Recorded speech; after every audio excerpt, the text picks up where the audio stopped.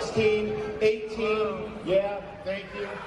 All right, protesters storming the stage last night in Manchester, New Hampshire, where Governor Ron DeSantis was speaking. They called themselves Jews Against DeSantis, and particularly they seem to be targeting his new 6-week abortion ban that the governor was trumpeting right now to say he's very tough when it comes to right to life and protecting that.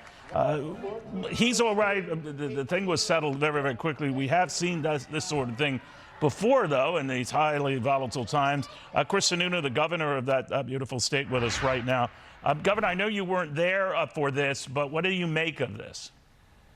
Well, look, you never like to see it. Like, as a fellow governor, there's always potential threats out there and that sort of thing. But at the same time, you got to come to New Hampshire. You got to step on that stage. I know Ron did a great job last night. I think he was working the crowd, which is exactly what you want all of these potential candidates to do and see. You got to kind of see me, touch me, feel me, shake the hands, spend some time listening. But obviously, when there's disruptions like this, it raises alarms, and you got to make sure security and protocols are in place. But it looks like they handled it fine, and we'll move on. But candidates are going to keep coming to New Hampshire. We're still going to have the first in the nation primary. It's going to be quite a roller coaster, circus, if you will. It's circus on a roller coaster between here and the election, which will probably be sometime in January. Let me ask you a little bit about what the governor did that incited this. Apparently, moving back to 6 weeks into a pregnancy, after which you cannot get an abortion in the state of Florida. Some have said that goes too far. It was 15 weeks before, which seemed to be a kind of an accepted, norm or middle ground. What do you think?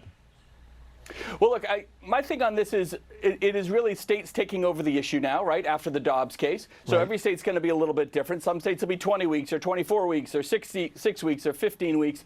There is some choice, being provided, and it isn't like they did a full-blown abortion ban, nothing like that. But that's kind of where the new norm is. States are going to have to kind of make the decisions. My issue is I think it's a terrible message for the Republican primary. I really do. I think it hurts us in the general election. I think there are much more pressing issues, if you will, that are facing Americans, like inflation, like fiscal responsibility, like border security. All of these things are really the issues that have to be answered, that have to be provided solutions to. So I'm not saying it's a non-issue, but especially when you're talking to independents, we need them on our side. You're talking to the younger generation of Republicans. We need them to stop being so disenfranchised, come back on the team so we don't have a repeat of November of 22. I just think the messaging as a whole is not where it needs to be, and it's something that it'll be interesting to see with the candidates on the debate stage kind of talk themselves around it, and then see how the eventual nominee pivots or doesn't pivot in the general election. But either way, I don't think it's anything that helps us in the long term. I just want to win in 24. I think you do too, Neil. We as Republicans, we want to win in November of 24. Then let me ask you about that. Are you saying that this is a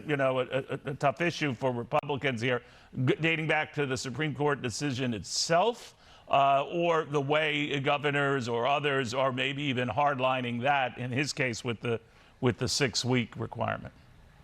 So, yeah, so it's about how we message it. And to your point, how we hardline it. I mean, let's go back. You had U.S. senators 3 weeks before the November 22 election saying that we should consider national abortion bans. The dumbest thing you could possibly do. I mean, it really makes no sense, especially for a lot of the more purple, independent, flippable states, if you will, the Arizonas, whether it be Georgia or New Hampshire or Ohio, places like that, Pennsylvania, Michigan. Those issues and those types of talking points really scare people away. And if we have leaders at the top of the party driving that as a almost like a precursor for what we're going to be about, it really sets the wrong tone. So when the Supreme Court is now temporarily restoring access to this key abortion medication, that could last, I think, another 5 days. Do you think that if they were to rule to forbid it, that would further hurt Republicans? Yes. Yeah, absolutely. Look, it's been around for 20 years. The issue isn't so much about whether it gets banned or not. I mean, I'm a pro-choice. I think it should be legal. That's fine.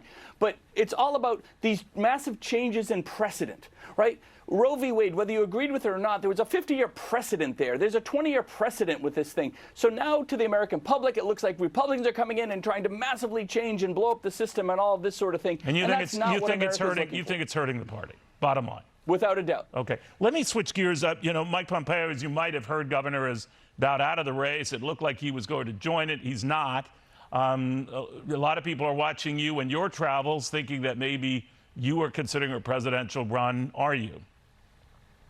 Yeah, it's definitely in consideration. I'm always surprised at how strong the "Live Free or Die" message out of New Hampshire resonates with folks. I think now more than ever, people are realizing that given the former President Trump's very strong poll numbers, they are going to be looking for other candidates to jump in to spur a new message, to bring a new kind of attitude, a new face, a new energy to the primary this fall, and that's definitely a pathway for us. Donald if we Trump decide to leads get in those poll numbers, right? Are you surprised, even with the indictment that he does? He's raised a great deal of money off of that. Asa Hutchinson, a declared presidential candidate himself, has said, even though he thinks the prosecutor went too far, that Donald Trump should take himself out of the race, that this is a sidetrack issue. What do you think?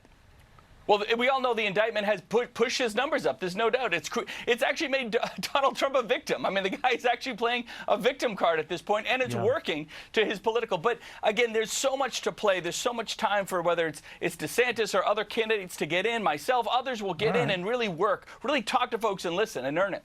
Got it. We'll be watching closely. Governor Sununu, very good seeing you again. Thank you very much. Always.